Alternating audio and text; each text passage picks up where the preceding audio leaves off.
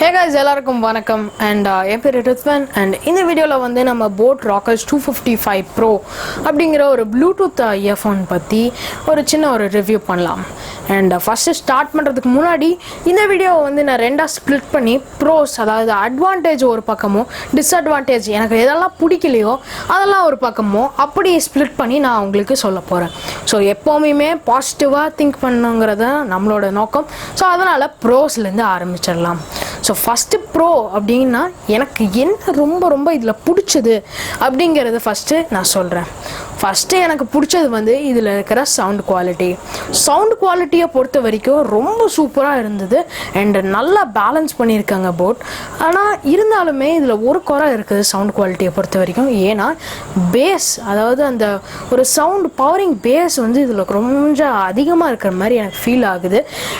போட்டுனாலே ரொம்ப overlapping base கொடுப்பாங்க, but மற்றபடி எல்லாமே இதில் ஓகேவாக தான் இருக்குது. வால்யூமும் நல்லாவே லவுடாக இருக்குது.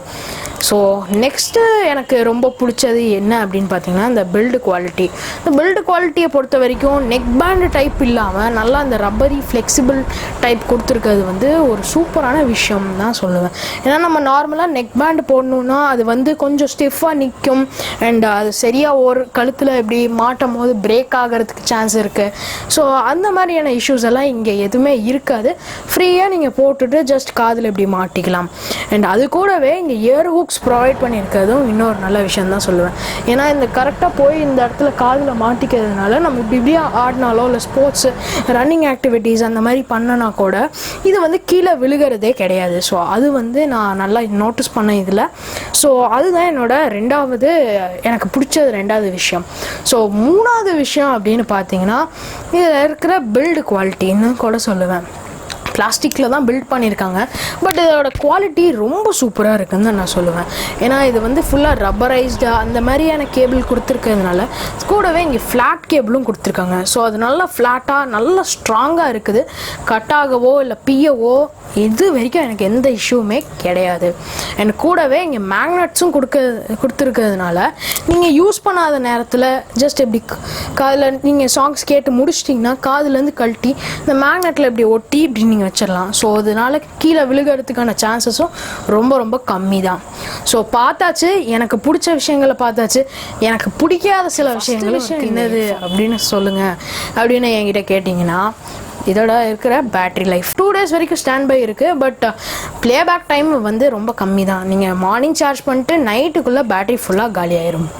அண்ட் அடுத்தது எனக்கு பிடிக்காத ஒரு விஷயம் இருக்குது. அது என்னதுன்னா இதில் இருக்கிற கண்ட்ரோல் பட்டன்ஸ் வந்து கண்ணாபின்னான்னு இடத்துல கொடுத்துருக்காங்கன்னு சொல்ல மாட்டேன். ஆனால் இதில் வந்து ஒரு சீக்வன்ஸே இல்லாமல் அந்த மாதிரி கொடுத்துருக்காங்க.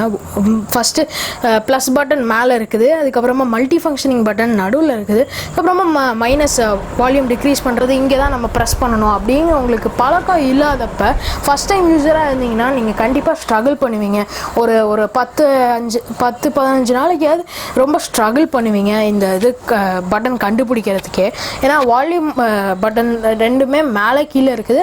அப்புறமா மல்டி ஃபங்க்ஷனிங் பட்டன், அதாவது காலில் எடுக்கும் பட்டனு, கட் பண்ணுறது, ப்ளே பாஸ் பண்ணுற பட்டன் எல்லாமே மல்டி ஃபங்க்ஷனிங் பட்டன் சொல்கிறாங்க. ஸோ அது வந்து சென்டரில் இருக்குது.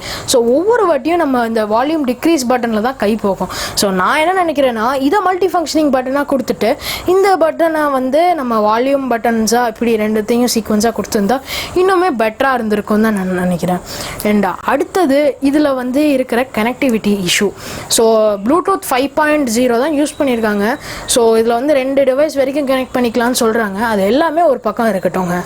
ஆனால் கனெக்டிவிட்டின்னு பொறுத்த வரைக்கும் சில ஃபோன்ஸில் வந்து ப்ளூடூத் 4.0 தான் இருக்கும். அதாவது கொஞ்சம் பழைய ஃபோன்ஸில் இருக்கிறதுலாம் நீங்கள் பாக்கெட்டில் வச்சா கூட எனக்கு வந்து இங்கே அப்படியே ஒரு லேக் இருந்தது. ஸோ அது வந்து கனெக்டிவிட்டி இஷ்யூ வந்து ரொம்ப பெருசாகுதுங்க. லேட்டஸ்ட் ஃபோன்ஸ் வச்சுருந்தீங்கன்னா தாராளமாக நீங்கள் ஒரு ரூமில் வச்சுட்டு இன்னொரு அடுத்த ரூமுக்கு வரைக்கும் கூட போகலாம். பட் 4.0 அண்ட் அது கம்மியாக இருக்கிற ப்ளூடூத் வெர்ஷன் இருக்கிற ஃபோன்ஸ் எல்லாம் நீங்கள் வச்சுருந்தீங்கன்னா கண்டிப்பாக அது கூட இதை பேர் பண்ணுறது கொஞ்சம் சிரமமாக தாங்க இருக்கும். அதுதான் என்னோடய ரிக்வெஸ்ட். இது மட்டும் இல்லாமல் நான் ஒரு டேபிளில் வச்சுட்டு கொஞ்சம் இந்த சைடு போனால் கூட எனக்கு கனெக்டிவிட்டி இஷ்யூ வருதுன்னான்னு பார்த்துக்கோங்க. புது ஃபோனில் நீங்கள் லேட்டஸ்ட் ஆண்ட்ராய்டோ iOS ஸ்மார்ட் ஃபோன்ஸோ வச்சுருந்தீங்கன்னா எந்த இஷ்யூமே வராதுன்னு தான் நான் சொல்கிறேன். அண்ட் அவ்வளோதான் இந்த வீடியோ பிடிச்சிருக்குன்னு நான் நம்புகிறேன். அப்படி பிடிச்சிருந்துச்சுன்னா நம்ம இந்த வீடியோவுக்கு லைக் பண்ணிட்டு அதுக்கப்புறமா நம்ம சேனலுக்கு சப்ஸ்கிரைப் பண்ணிடுங்க. கூடவே அந்த பக்கத்தில் இருக்கிற பெல் ஐக்கனையும் கிளிக் பண்ணிடுங்க. அது எதுக்குன்னா அதை கிளிக் பண்ணிட்டீங்கன்னா நான் இப்போ ஒரு வீடியோ போஸ்ட் பண்ணுறேன்னா கண்டிப்பாக உங்களுக்கு நோட்டிஃபிகேஷனாக உங்கள் ஃபோனில் நீங்கள் ஆன்லைனில் இருந்தீங்கன்னா காமிச்சிடும். ஸோ அதுக்காக தான் அதை கிளிக் பண்ண சொல்கிறது.